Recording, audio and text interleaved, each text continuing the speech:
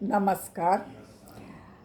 फेसबुकवर रुचिरा म्हणून एक माझा परिवार आहे. त्याच्यामध्ये डॉक्टर मैथिली सावंत ह्यांचा व्यक्तता हा लेख वाचण्यात आला आणि मला खरंच आवडला, पटला, म्हणून मी तो सगळ्यांसाठी वाचून दाखवत आहे.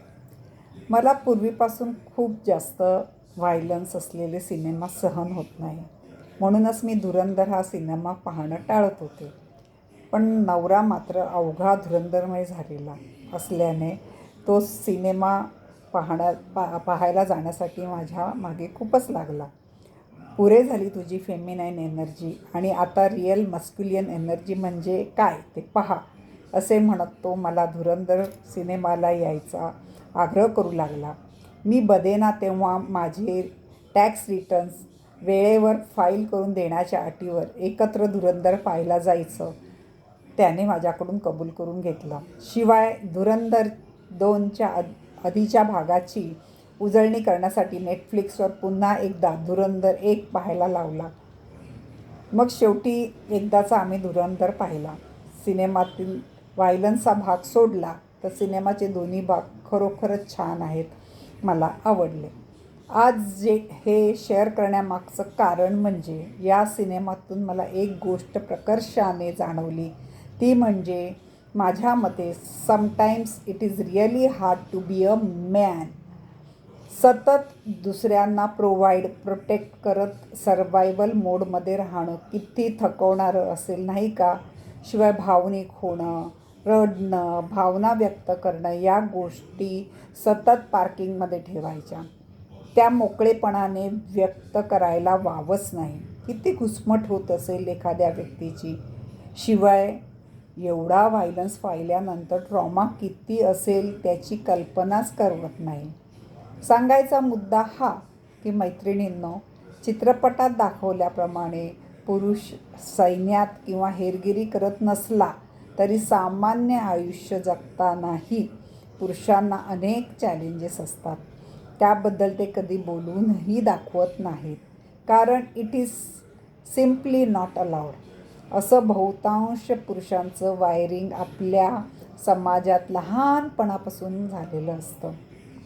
अशावेळी पुरुषांना आपल्या भावना दाबून जगायला शिकवणाऱ्या या कठोर जगात आपण जर त्यांच्याशी मायेची सावली देणारा भावनिक आधार बनू शकलो तर.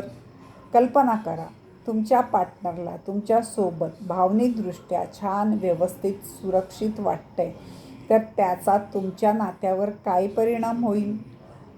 तुम्हाला सांगते, माझं म्हणणं कोणीतरी शांतपणे ऐकून घ्यावं, माझं कौतुक करावं. अशी गरज फक्त स्त्रियांनाच असते असं नाही, ती पुरुषालाही असते. त्यालाही अनेकदा am I a good enough असा सेल्फ डाऊट निर्माण होतच असेल की. अशावेळी तुम्ही तुमच्या पार्टनरला सांगितलं, you are my hero, you are doing great, thank you for making me feel safe and protected. तू माझ्या सर्व गरजा समर्थपणे पुरवतोस and I am grateful for that. तर मला खात्री आहे तुमच्या अशा वाक्याने त्यांना खूप सामर्थ्य मिळेल. शिवाय जजमेंटल न होता सल्ला दिलात तर त्याचं म्हणणं शांतपणे ऐकून घ्यायची सवय तुम्हाला स्वतःला लावलीत तर तुमच्या सानिध्यात त्यांना कितीतरी सुरक्षित वाटेल. त्यांना दर दिवशी जगताना एक नवीन उमेद मिळेल. त्यांचा आत्मविश्वास, आत्मसन्मान द्विगुणित होईल आणि त्याचा परिणाम म्हणजे तुमची लव्ह रिलेशनशिप अगदी सुंदर, डीप, मिनिंगफुल बनेल. या सगळ्या गोष्टी मी माझ्या रिलेशनमध्ये अंमलात आणल्या आहेत आणि त्याचे खूप सुंदर रिझल्ट मला मिळाले आहेत. मला वाटतं या जगात परफेक्ट कोणीच नाही, आपणही नसतो. त्यामुळे प्रेम करण्यासाठी परफेक्ट व्यक्ती शोधण्याऐवजी आपल्याप्रमाणेच इम्परफेक्ट असलेल्या व्यक्तीवर परफेक्ट प्रेम करण्याची चॉईस आपण करू शकतो. It helps us to grow as a person too. विचार करूया. मला हा डॉक्टर मैथिली सावंत ह्यांनी लिहिलेला लेख खूप आवडला.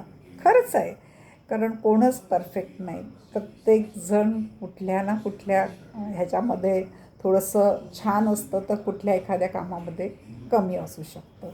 एकमेकांना 2 हाफ सर्कल मिळून जसा एक फुल सर्कल होतं, तसं आपण दोघं एकमेकांना जर पूरक झालो, एकमेकांचं जे चांगलं आहे त्याचं कौतुक केलं आणि जर असं ज्या कमी आहे त्याकडे दुर्लक्ष केलं, तर आयुष्य खूप सुंदर आहे. आणि मला खूप सुंदर आयुष्य जगायला, आनंदी आयुष्य जगायला म्हणजे मला नाही, सगळ्यांनाच आवडत असेल.